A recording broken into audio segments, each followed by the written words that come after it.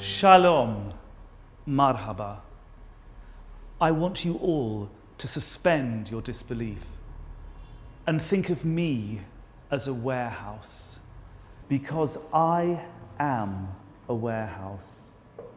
I am a dying warehouse, the victim of an excruciatingly painful fire that burned me down.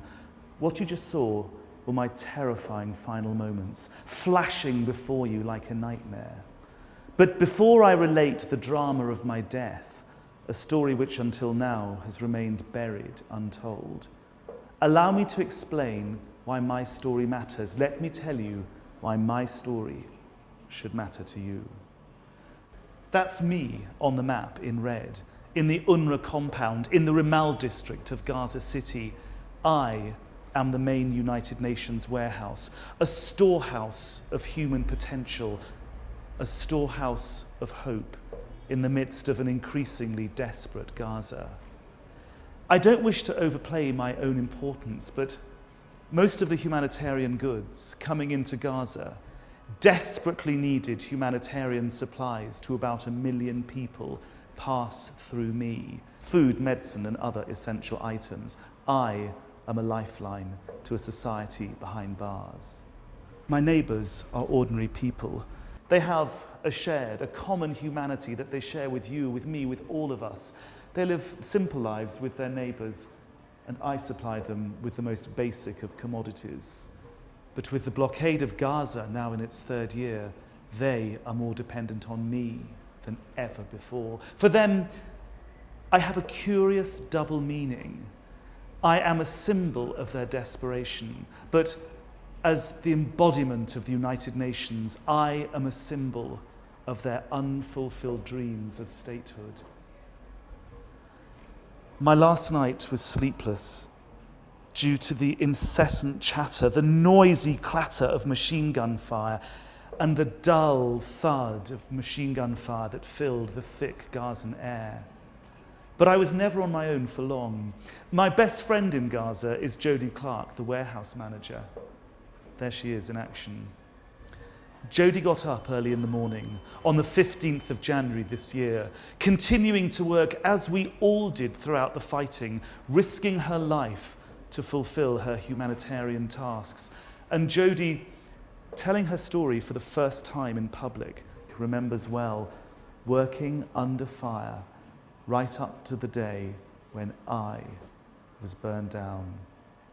Until that time, we'd been sleeping in the building here in the bunker. It was unsafe. You couldn't go anywhere. You couldn't move outside the compound. And even the compound on some nights was unsafe. We would be unloading trucks at 11 o'clock at night and they bombed the Islamic University next door to us, and we would be showered with bits of concrete and concrete dust. So regularly we were running into the warehouse to seek cover.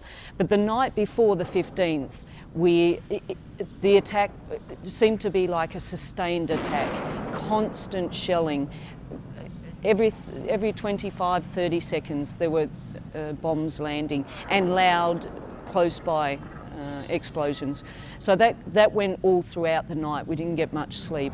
At about 7 o'clock I got up in the morning and stepped outside the building that I was in, and a round landed very, very close and showered us with large pieces of concrete. And a driver was coming down the pathway towards me, and I motioned for him to join me, and then we stood up against the building like this, just waiting for the next shell, and then the next shell landed and we were showered with concrete. There was nowhere to run and we were exposed, so we just leaned up against the building, and it was wonderful because he put his arms up over the top of me to try and protect me a little bit.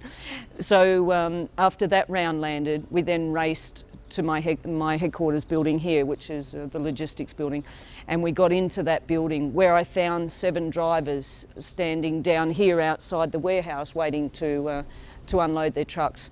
So I took them into the building as well. And at the same time, we were loading smaller trucks and pushing it out to the shelters, because every hour we would get a call. There's a new shelter open, there's 100 people that are desperate, they need food, they need medicine, they need whatever you can give them. So as quick as we were unloading trucks, we were reloading trucks at the same time, and it was chaos. It was organised, but it was massive chaos. It certainly was chaos, and the chaos was about to get worse. For Jodie and our colleague Scott Anderson, mere survival became paramount as the fighting drew closer. We stayed in my office for about half an hour with the shelling, not too close, but close enough that the building was shaking, the windows were shaking.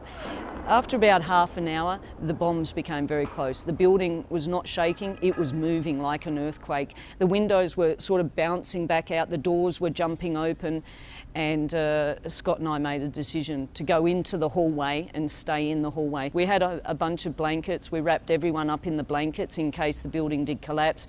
And then we called everyone. We went downstairs. Any guards, anyone that was outside were called into the building. And we said, okay, security, we're just surviving now.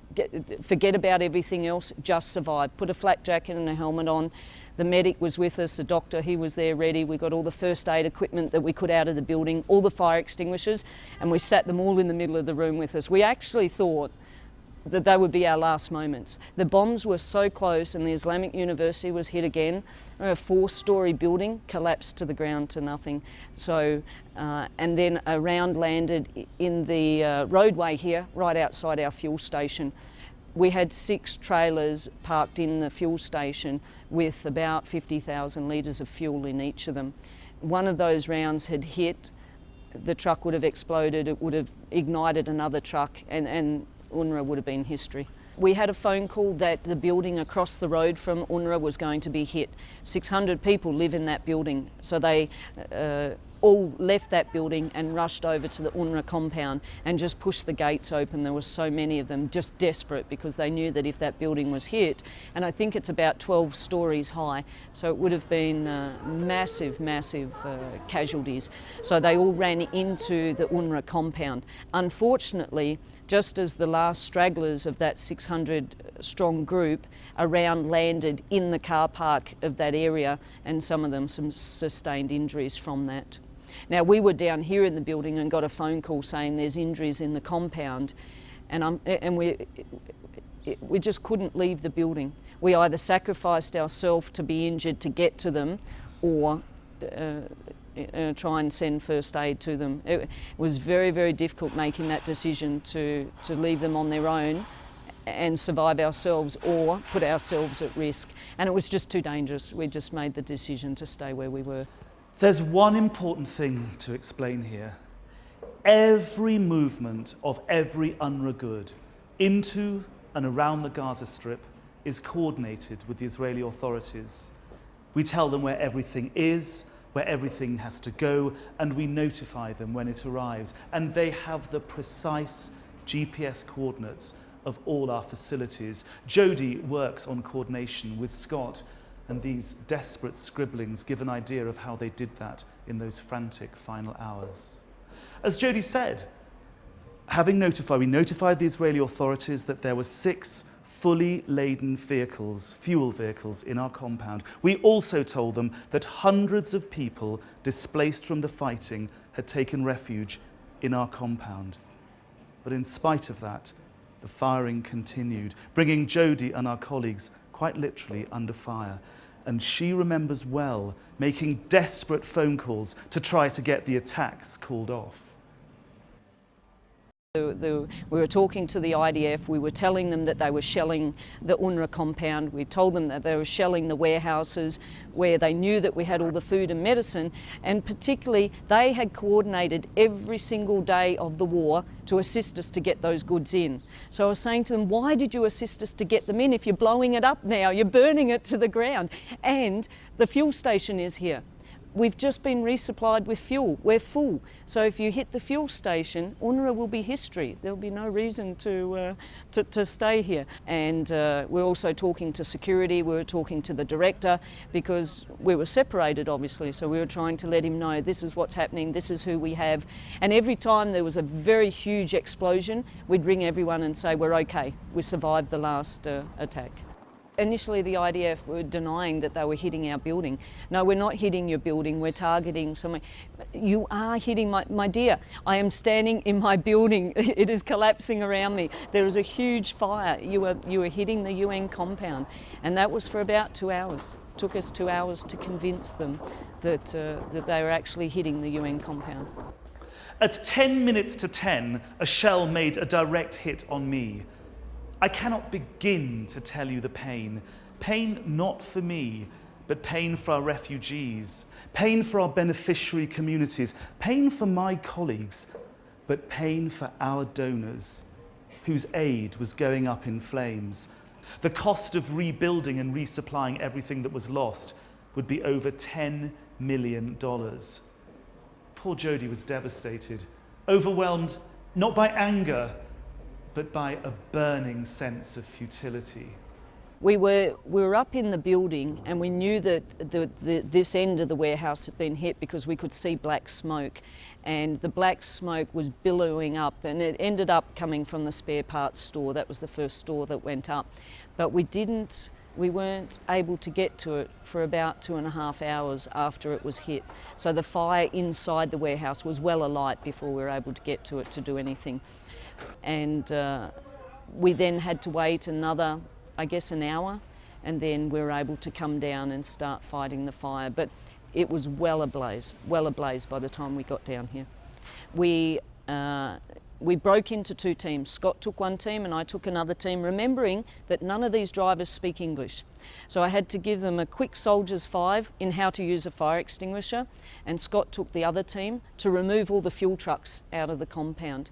And of course that was a task in its, because all the trucks were facing the wrong way, so they had to be reversed back and then taken out of the compound, and nobody would allow the fuel trucks to go anywhere because they didn't want them parked next to residential areas. So we had a moral dilemma. Yes, we'd move them from here, but then where do we put them and who else do we put at risk?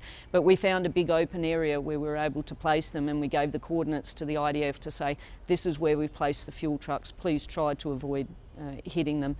And then I took the fire extinguisher team and we came down to start fighting the fire. But we had about 7 vehicles that were well alight by that time, and white phos was still burning on the ground. And we fought the fire hand on hand for 4 hours before the fire trucks arrived. And it was massive. The fire was like running water. There was a blaze in a few pallets, the store was well alight, but it was just running along the ground like water, and the flames were just running along with it. So as quickly as we put it out, it would flow back again. So it was trying to put your finger in the dike and stop the dike water. It just kept flowing, and then the fire extinguishers finished. We had nothing. What extraordinary bravery. Jody and one of our colleagues was badly injured. Two of those who'd taken refuge in the compound were also seriously injured. But in spite of that, the firing continued, despite phone calls from the director of UNRWA's Gaza operations. Meanwhile, I burned as the flames consumed me and everything I stood for. Jody was powerless to save me, and already beginning the struggle to come to terms with my death. It was like cutting your heart out to see it all go up in flames. And it wasn't we tried to stop one warehouse. That didn't work. We knew that we'd lost it. We then tried to save the next warehouse, because all in all we have 1, 2, 3, 4, 5. We have 5 warehouses. So it started in one, then it jumped to the second one, then to the third one, the fourth. And each warehouse we tried to stop the fire. So we just fought. No matter, we didn't give up even when the fire extinguishers ran out. We were then using a forklift to try and move pallets. We were using our feet to stomp it out. We were trying to move things away from the fire. We didn't give up. We didn't give up until the fire trucks arrived, and then they took over. Having received near 100% burns, I continued to smoulder for days. Yes, my friends, I died a slow and lingering death. When the war finished and all my staff came back to the office, the logistics team felt like they'd lost everything. They'd lost the last 20 years of their dedication to UNRWA.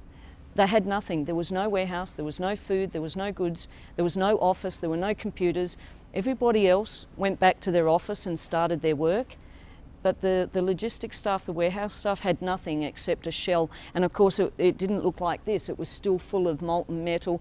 The fire in here burned for 5 days after the 15th. On the 20th of January, the fire was still burning because you couldn't penetrate into the piles of flour and rice and oil, so it was still burning.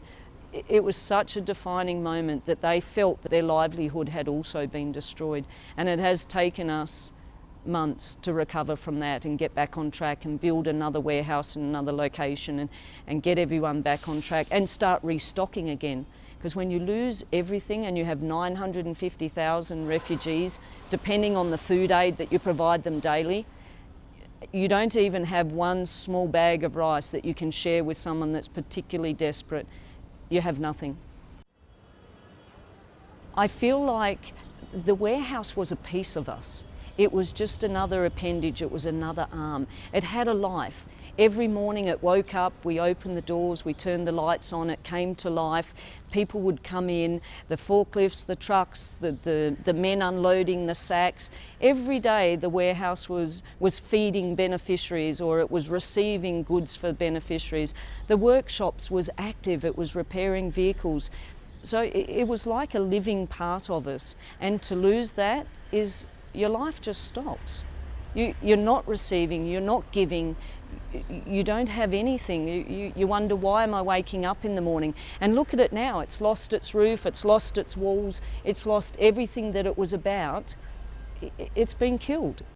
So what is my epitaph? What is the epitaph of all that was lost in Gaza?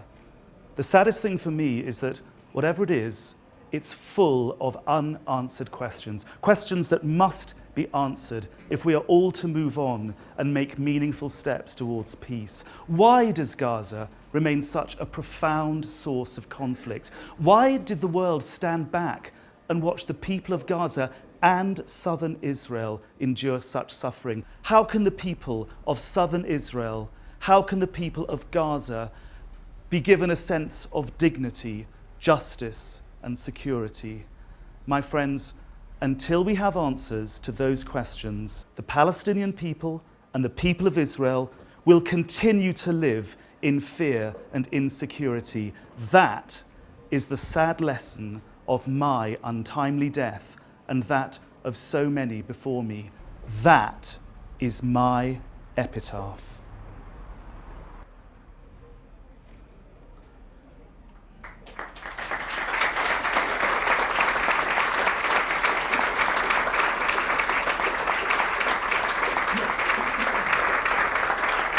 Thank you very much.